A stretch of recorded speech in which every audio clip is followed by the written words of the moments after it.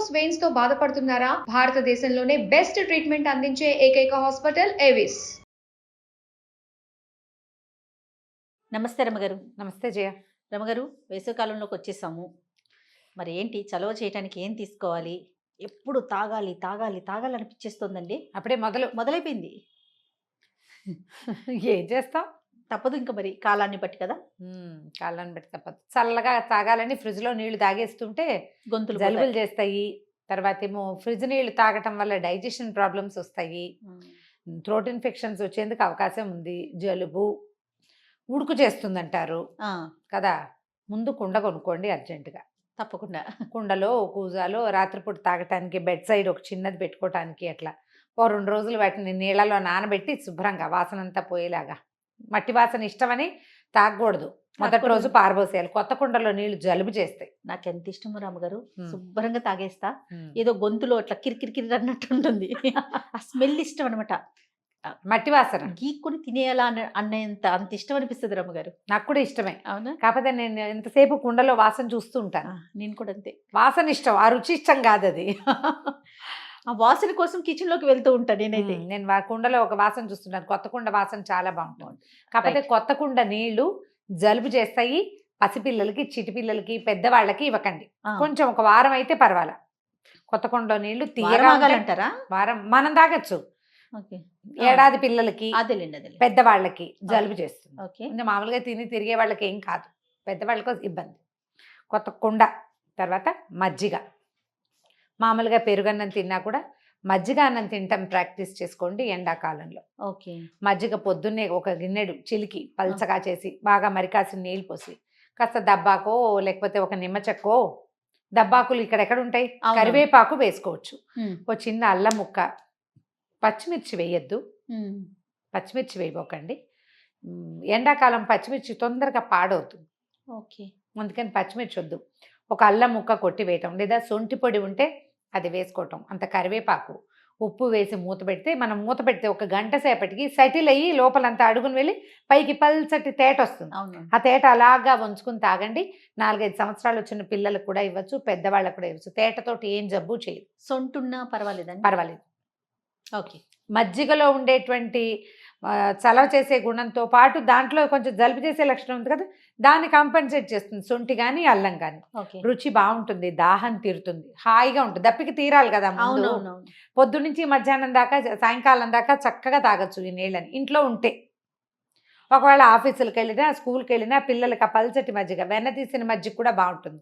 కాకపోతే మనం వారం రోజులు మీగడ నిలవబెట్టి వారం తర్వాత తీస్తాను చూడు, ఆ మజ్జిగ మాత్రం రుచిగా ఉంటుందని భావించకండి. అది రుచిగా ఉండదు. ఫ్రెష్గా వెన్న తీస్తాం, ఇవాళ రాత్రి తోడు పెట్టాం, రేపు పొద్దున్నే వెన్న తీసేస్తాం అనుకో, ఆ వెన్న తీసిన మజ్జిగ బాగుంటుంది, చాలా కమ్మగా. ఒక్కరోజు చాలు.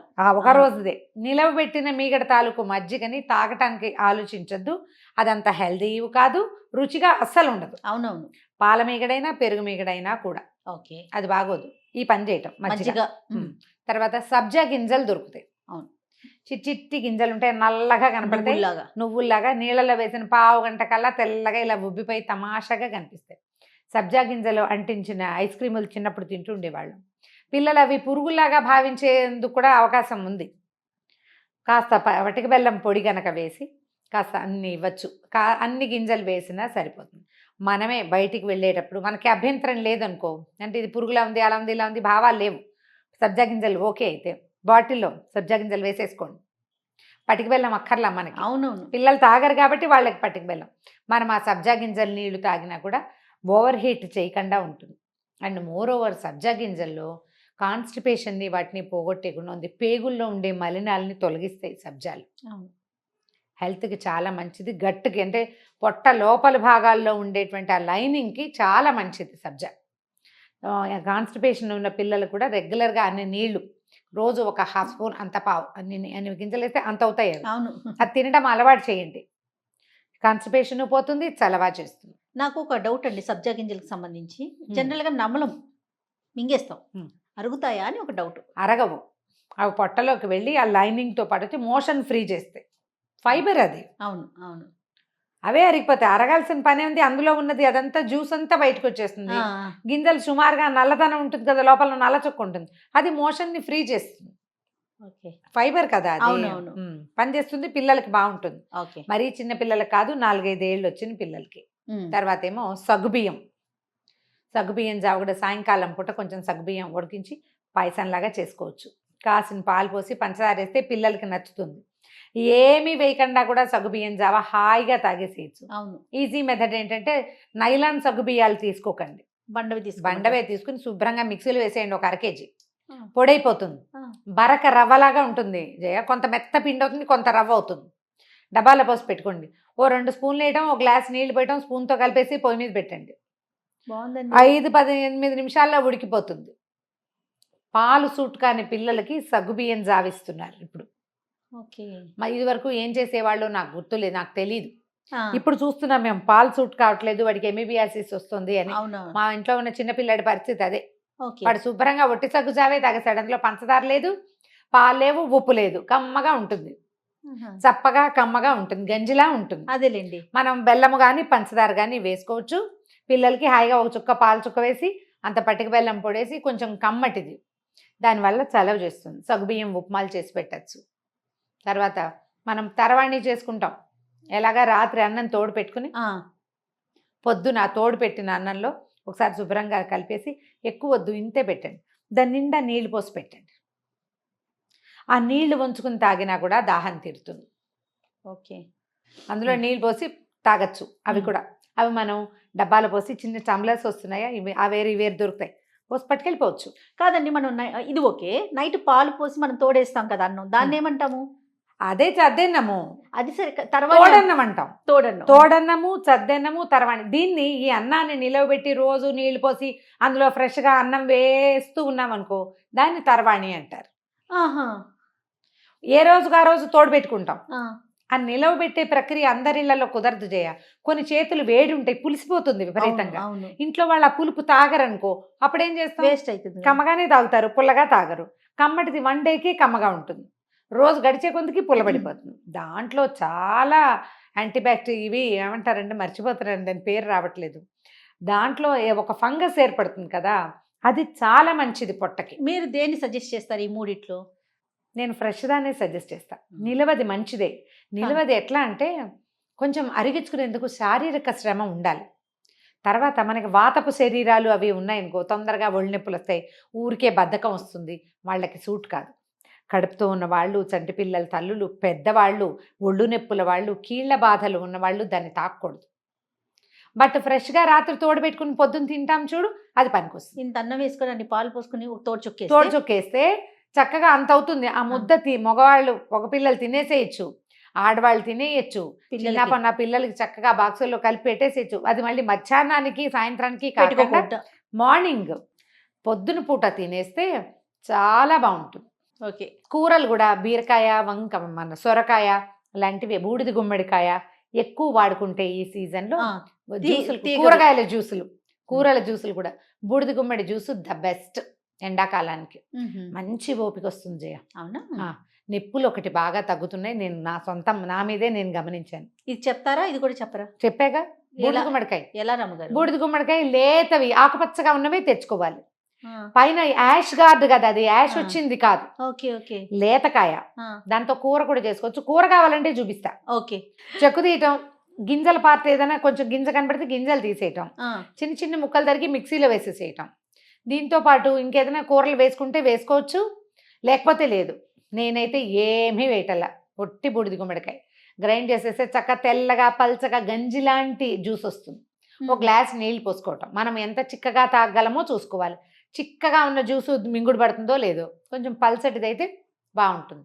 తాటి ముంజల జ్యూస్ లాగా ఉంటుంది, తీపి తక్కువగా. 1 స్పూన్ తేనె వేసుకుని నేను తాగేస్తున్నా. ఎండను బీట్ చేయటానికి. ఎండాకాలంలో కాళ్ళు తీపులు వస్తాయి చాలా మందికి, గమనించండి. రాత్రి పడుకుంటే కాళ్ళు లాగేస్తూ ఉంటాయి, ఒక రకమైన హీట్. ఎవరైనా తీసుకోవచ్చు. ఇది ఆరోగ్యానికి మంచిదే అని చెప్తున్నారు. డయాబెటీస్ వాళ్ళకి, ప్రాబ్లమ్స్ ఉన్న వాళ్ళకి మంచిదంటారు. తర్వాత ఏమో పెద్దవాళ్ళకి, ఏజ్డ్ పర్సన్స్కి, వెయిట్ ఎక్కువ ఉన్న వాళ్ళకి కూరగాయల జ్యూసులు అందరికీ చెప్తున్నారు కదా. మీకేదైనా పర్టికులర్ అలర్జీస్ అవి ఉంటే లేదు, కానీ పైగా బూడిద గుమ్మడి ఓపిక వస్తుంది బాగా, బలం, ఓపిక. మనకి తెల్లగుమ్మడి, అదే పచ్చగుమ్మడి ఉంటుంది కదా, ఏమంటారు దాన్ని, ఎర్రగుమ్మడి. తీపి గుమ్మడి, అది కొంచెం జబ్బు చేస్తుంది. ఎన్ని పేర్లు చెప్పారు రమ్మగారు. ఇన్ని పేర్లు ఉన్నాయి దానికి. కళ్యాణ పూషణికాయ అని చెప్తారు, నీకు తెలిసిన పేరే కదా తమిళ పేరు. అవును. ఎర్ర గుమ్మడి అంటారు, పచ్చ గుమ్మడి అంటారు, తీయ గుమ్మడి అంటారు, దానికే పేర్లు. దిష్టి తీస్తాం కదా. దిష్టి ఎక్కడో తీస్తానులే, గృహప్రవేశాలప్పుడు తీస్తారు. మామూలు దిష్టి గుమ్మడికాయ తెల్లదే తెల్లదే కదా. అది కొంచెం జబ్బు చేస్తుంది తొందరగా, నడుము నొప్పులు అవి వస్తాయి. బూడిద గుమ్మడికాయతో అది రాదు. బూడిద గుమ్మడికాయ విత్ శనగపప్పు కాంబినేషన్ ఎక్సలెంట్గా ఉంటుంది, చాలా బాగుంటుంది. బాగుంటుంది, దాన్ని మజ్జిగ పులుసులో వేసుకోవచ్చు. వీటితో పాటు ఈ సీజన్లో మనకి బాగా పుష్కలంగా దొరికే తాటి ముంజలు, తర్వాత కీరకాయలు. కీర తినడం అలవాటు చేయండి. కీర కూడా జ్యూస్ చేసుకుని తాగొచ్చు. కీర గుమ్మడికాయ, బూడిద గుమ్మడికాయ జ్యూస్ కూడా చక్కగా ఉంటుంది. చిటికెడు ఉప్పు వేసుకుని తాగి, తేనెక్కర్లు ఉప్పు వేసుకుని తాగొచ్చు, చాలా హాయిగా ఉంటుంది. తాటి ముంజలు దొరికితే తినండి. వేడి చేసే పదార్థాలు తీసుకున్న రోజున తప్పకుండా సాయంకాలం కాస్త చీకటి పడకుండా కొంచెం మజ్జిగ తాగటము, ఏదైనా సగ్గుబియ్యం జావ చేసుకోవటము, లేకపోతే సబ్జా గింజలు వేసుకోవటమో చేస్తే రాత్రికి నిద్ర పట్టకపోవటము, అతి వేడి హాట్ ఫ్లాషెస్ వస్తున్నట్టు, విసుగ్గా ఉన్నట్టు, ఒంట్లో నుంచి ఆవిర్లు వస్తున్నట్టు, కాళ్ళు పీకుతున్నట్టు ఆ సమస్యలు లేకుండా ఉంటాయి. పిల్లలు కూడా రాత్రిళ్ళు నిద్రపోరు, భలే సతాయిస్తారు. ఎండాకాలం కాళ్ళు లాగుతాయి చాలామందికి, దానికి ఇది విరుగుడు. ఓకే, వీటిలలో ఏ ఒకటైనా చేయొచ్చు. చేత వచ్చినన్ని రెసిపీలు చేసేసుకోండి. ఈ సంవత్సరం కొన్ని చేద్దాం, వచ్చే సంవత్సరం కొన్ని చేద్దామని చూడండి. 2-3 ట్రై చేస్తే ఏది మీ పొట్టకి ఒంటికి హాయిగా ఉందో, సరిపడుతుందో, ఏది మీకు నిద్ర పట్టిస్తుందో, జలుబు చేయకుండా ప్రశాంతంగా ఉందో దాన్ని ఫాలో అయిపోండి. ప్రతిసారి సలహాలు వినాలి. అండ్ మనం ఏం చేయాలి, వాటిలోంచి ఒకటి సెలెక్ట్ చేసుకుని దాన్ని మన సొంతది చేసుకోవాలి. ప్రతిసారి వింటామనకూడదు, పదే పదే వినడం కాదు. 4 విని ఒకటి సెలెక్ట్ చేసుకుని అది కుదిరిందో లేదో 4-5 రోజులు చేస్తే కానీ సెలెక్ట్ అవ్వదు, సెటిల్ అవ్వదు. అది అవునవును, సెటిల్ చేసుకుని దాన్ని ఓన్ చేసుకోవాలి. ఇంకా అది మీదైపోవాలి. మళ్ళీ వచ్చే సంవత్సరం ఎండాకాలం ఏం తినాలి అని బ్రౌజ్ చేయకూడదు. నేను చెప్తున్నా కూడా, అవునవును, నేను చెప్పినా సరే మీరు పదే పదే ఇలాగ డిపెండెన్సీ మాత్రం దాంట్లోకి వెళ్ళొద్దు. ఇండిపెండెంట్గా ఉండండి. ఇవి కాకుండా మన ఇంట్లో ఓల్డ్ రెసిపీస్ ఉంటాయి. మన అమ్మ చెప్తుంది వేడి చేయకుండా ఉండాలంటే ఏం చేయాలి అని, చెప్తారు పెద్దవాళ్ళకి తెలుసు. ముందు అమ్మని అడగండి, అత్తయ్యని అడగండి, మన పెద్దమ్మని అడగండి, మన ఇంటి పక్క ఆంటీని అడగండి. మన ఆయనలకే కొన్ని తెలుస్తాయి. మా అమ్మ చిన్నప్పుడు అది చేసేదని చెప్తాడు. మీరు చెప్తారు మేము రమారావు గారి మాట వింటాం అనకూడదు. ముందు అది ఫాలో చేయండి. అది కుదరకపోతే అప్పుడు నా దగ్గరికి రావచ్చు. కరెక్ట్ అండి. ట్రై మన కుటుంబ సభ్యులతో కదా, ప్రధానంగా ఫ్యామిలీ రెసిపీస్ ఫాలో అవ్వండి. తర్వాత మమ్మల్ని కూడా ఫాలో అండి, మేము ఉన్నదే మీకోసం. థ్యాంక్ యూ అండి, థ్యాంక్ యూ. నమస్తే రమ్య గారు. నమస్తే జీ.